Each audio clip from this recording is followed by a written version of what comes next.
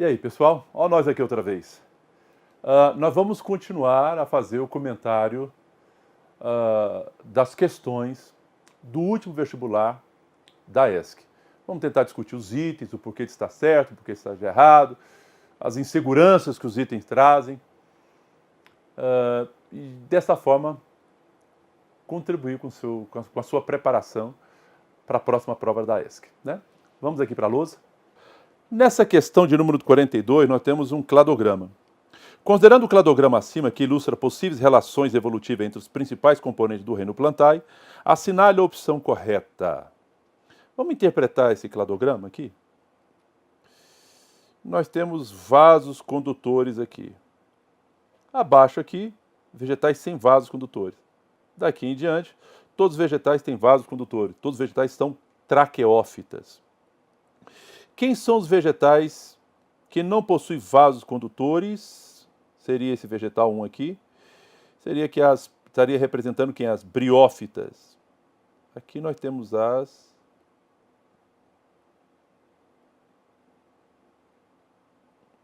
briófitas. Aí aparece vasos condutores. E mais uma modificação, aparece a semente. Vegetais com vasos condutores, só voltando um pouquinho, são chamados de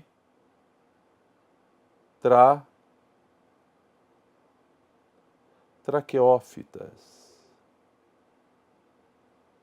Traqueófitas. Então, os vegetais que não têm vasos condutores são as briófitas.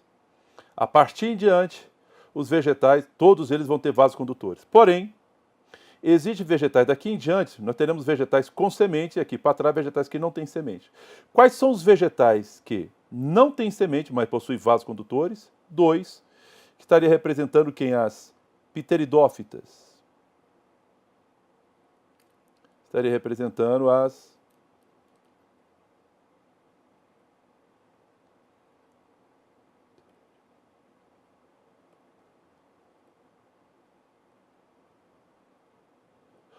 pteridófitas. Agora, 3 e 4 são vegetais que têm sementes, sendo que 4 tem flores e frutos. Flores e frutos, só quem tem. Flores e frutos, só quem tem são as angiospermas.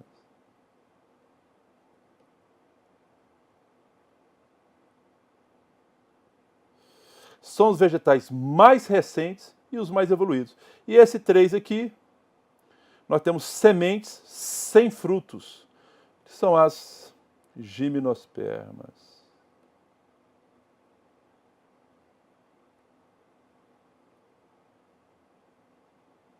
Gimnosperma. Bom, identificamos então, briófitas não possuem vasos condutores, pteridófito possui vasos condutores, pois já são traqueófitos, mas não possui sementes.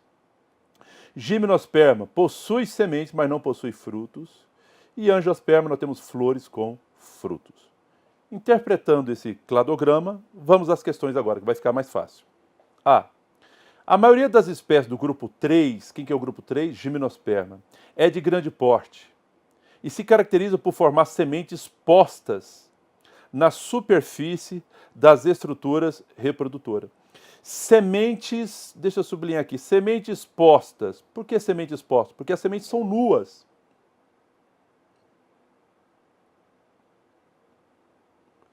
Essa semente não tem um invólucro. Quem que é o invólucro? O invólucro seria o fruto. Então as sementes realmente são expostas, são sementes nuas. Gimnos significa nua, esperma significa semente. Em estruturas reprodutivas, que são os cones. Essa questão de cara já me parece verdadeira, mas é sempre interessante, em questão de ABCD, você olhar os outros itens. Que de repente pode ter um item mais verdadeiro, ou pode ter alguma coisa que deixou escapar, ou a questão pode estar te deixar dúvida. Vamos olhar as outras? B. Na história evolutiva dos vegetais, do grupo 4, quem que é o grupo 4? Angiosperma. A formação de raiz para fixação e absorção de água permitiu o aparecimento dos estômatos. Primeira coisa, quando a gente fala em raiz, né, para fixação, absorção de água. Aparecimento de estômago. Estômago está o quê? É um anexo da epiderme foliar, então tem que ter folha. Na verdade, raiz, caule e folhas apareceu nas pteridófitas. Os vegetais que têm raiz, caule e folhas são chamados de vegetais plantas cormófitas. Ou seja, são plantas cujo corpo é constituído por raiz, caule e folha. Isso não é coisa só de angiosperma, isso aparece desde as pteridófitas. E esses estômatos, eles são necessários porque é aqui que vai acontecer a transpiração. E é necessária essa transpiração para poder haver o deslocamento da seiva bruta, da seiva inorgânica. Logo, isso não é uma característica das angiospermas, isso é uma característica que já aparece desde as pteridófitas, o que torna essa questão ilegítima, ao meu ver. C.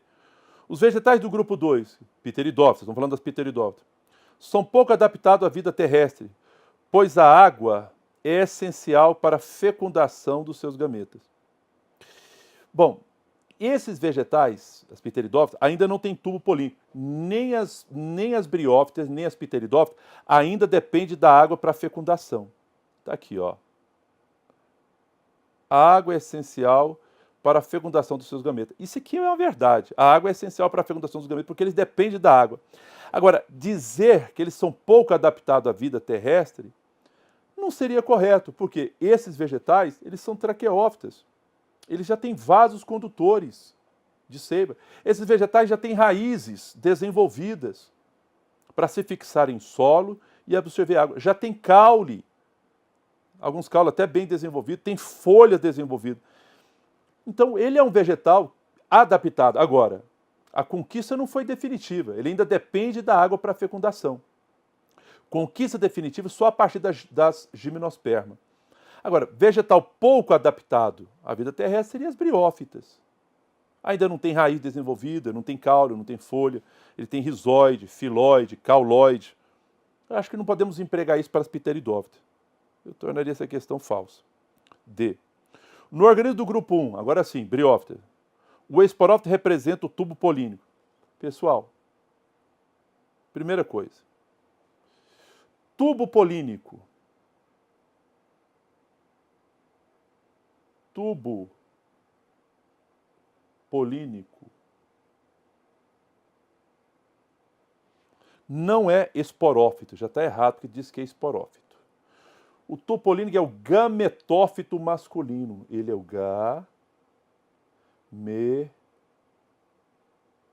ele é o gametófito masculino dos vegetais, dos chamados vegetais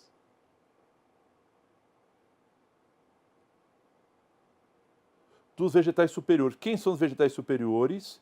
Gimnosperma e angiosperma.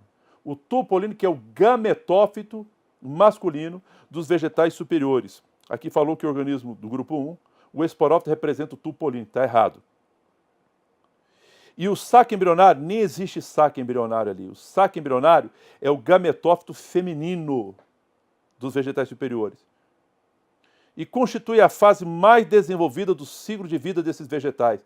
Olha, nas briófitas, a fase mais desenvolvida não é o gametófito, não é o esporófito, desculpe. Não é o esporófito. A fase mais desenvolvida, a fase desenvolvida no ciclo de vida desses vegetais, não é, repito, o esporófito. É o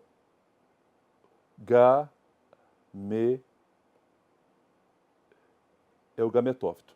Então, fechando. O gametófito é a geração duradoura, permanente, mais desenvolvida nas briófitas. A partir das pteridófitas, gimnosperma e angiosperma, a fase duradoura passa a ser o esporófito. As briófitas é o único grupo vegetal que tem como fase duradoura, fase permanente, fase mais desenvolvida, o gametófito. Nos demais grupos vegetais, a fase duradoura, permanente, é o esporófito. Portanto, essa questão está falsa. O item verdadeiro seria o item A. Questão número 43. Há anos, uma grande população de uma espécie de antílope foi concentrada em fazendas de caça na África do Sul. Como estavam cercados, os antílopes se alimentavam do que estava ao seu alcance, principalmente de folhas de acácia. Inicialmente, as proporções entre acácia e antílopes eram equilibradas. Entretanto, esses animais reproduziram-se muito no espaço de confinamento. E as acácias reagiram ao consumo exagerado, emitindo um sinal percebido pelas outras da espécie, relacionado à produção de etileno gasoso, através dos poros de suas folhas. Esse sinal viajava até 45 metros, avisando as outras acácias da presença dos herbívoros. Uma vez que o sinal era recebido, em um período de 5 a 10 minutos, as acácias intensificavam a produção de tanino em sua folha, a quantidades que eram letais para os antílopes, provocando a sua morte em poucos dias. Quando isso acontecia, até as girafas passavam a alimentar-se apenas de um pé de acácia, entre os 10 que estavam próximos, evitando os que estavam a favor do vento. Tendo o texto acima como referência, assinale a opção correta. Quer dizer, vamos usar o texto como referência. O sistema de defesa desenvolvido pela acácia, a partir da caça, para advertir seus congêneres da chegada de herbívoros, é identificado pela girafa. Vamos ver isso aqui no texto? Vamos voltar aqui para o texto? Quando isso acontecia, até as girafas passavam a alimentar-se apenas de um pé de acácia, entre os 10 que estavam próximos, evitando os que estavam a favor do vento. Como é que a acácia se comunicava com as outras acácias, avisando a presença dos herbívoros? Liberando um gás. Qual é o gás? O texto fala aqui, o etileno. Emitindo um sinal recebido por outras espécies. A produção de gás aqui, do etileno gasoso. Então, as acácias, para poder se defender, liberavam o etileno para avisar as outras acácias da chegada desses herbívoros. Aí, em 5, 10 minutos, essas acácias produziram grande quantidade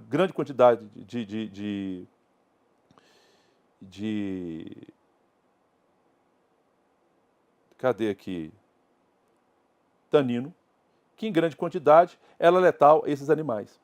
Olha que a girafa ficava o quê? Ela evitando o que estava a favor do vento. Quer dizer, se ela evitava o que estava a favor do vento, quer dizer que essa girafa estava captando o cheiro desse etileno, ele estava percebendo e, consequentemente, evitando. Me parece, por interpretação textual aqui, me parece que a A é verdadeira. Mas vamos fazer o seguinte, vamos olhar os outros itens. A girafa e os antílopes são considerados consumidores primários porque são predadores? Não. A girafa e os antílopes são considerados consumidores primários porque se alimentam do produtor. Todo ser vivo que se alimenta de um produtor, é consumidor primário. Então não é por isso. Seguramente errada. C. A ação dos antílopes é uma ameaça às espécies nativas da acácia. Até aqui, sim. Pois promove o declínio populacionais. Sim. E até a extinção dessa. Bom, até a extinção dessa, não dá para poder afirmar, mesmo porque as acácias começou a arrumar mecanismos de defesa. Se ela arrumou mecanismo de defesa, você pode inferir que não dá para inferir que vai chegar à extinção. Afinal de contas, ela arrumou uma forma de se defender dessa predação exacerbada. Então, me parece que está errada essa questão. D. A redução da população de girafa pode interromper a relação de predação entre acácias e antílopes? A redução da população de girafa pode interromper a relação de predação? Não, porque os antílopes se alimentam principalmente das acácias e vão continuar se alimentando dessa acácia. Por que vai diminuir essa relação de predação? Elas vão continuar predando as acácias. Me parece, sem dúvida, que se trata do item A, é o mais correto, é o correto. Próxima questão. De acordo com as estruturas envolvidas na aquisição do oxigênio e na eliminação do CO2, os diferentes grupos animais podem efetuar as trocas gasosas com o meio ambiente de diversas maneiras. A respeito do sistema respiratório ilustrado na figura acima, assinale a opção correta. Bom, eu gostaria de primeiro, vamos discutir. Para poder responder, analisar essas questões, nós temos que saber que tipo de respiração que é essa. Essa respiração aqui é o que nós chamamos de respiração traqueal.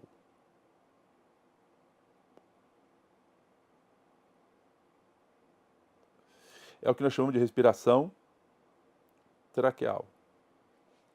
A respiração traqueal, ela acontece nos insetos. Ela acontece nos insetos. Ela acontece nos quilópodes.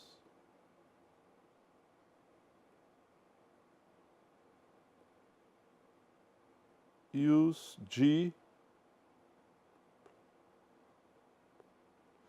diplópodes. Os unirrâmios, né? Esse grupo aqui é conhecido como unirrâmios. Nesses animais aqui, pessoal, o sangue dele não transporta oxigênio, porque o sangue dele não tem pigmento respiratório, não tem hemoglobina, não tem hemocianina. Então, como é que o oxigênio chega aos tecidos? Na parede corporal desse animal existem esses buraquinhos, que nós chamamos de espiráculos ou estigma. O oxigênio entra por essa traqueia, por isso a respiração traqueal, que em nível de tecido sofre uma ramificação, levando o oxigênio direto para as células do corpo. Então o oxigênio atmosférico está em contato direto com as células do corpo do animal. O oxigênio não vai para o sangue, do sangue para os tecidos, porque o sangue não tem condições de transportar esse oxigênio, já que não tem pigmento respiratório. O oxigênio vai direto para a célula. O oxigênio atmosférico tem um contato direto com a célula via traqueia. Tudo bem? A partir daqui, vamos tentar responder. Questão A. O tecido indicado na figura corresponde aos alvéolos pulmonares. Não, isso aqui são células do corpo. Esse bicho não faz respiração pulmonar. Isso aqui é um inseto, a respiração é traqueal. Está errado, seguramente errado. B.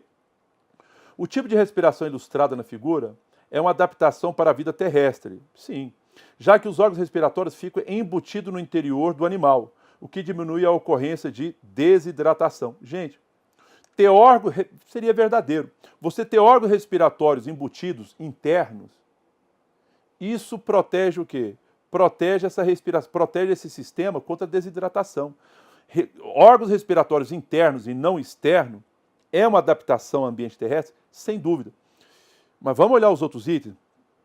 Os animais que possuem o sistema respiratório, como ilustrado na figura, são capazes de manter a temperatura corpórea relativamente constante, ou seja, homeotérmicos. Não. Essa coisa de homeotermia, a gente fala isso em quê, pessoal? Mamíferos, em aves. Essa coisa de homeotermia. O sistema respiratório ilustrado, quanto maior a pressão do oxigênio, maior a porcentagem de moléculas de hemoglobina combinada a esse gás. Gente, a hemoglobina é um pigmento respiratório.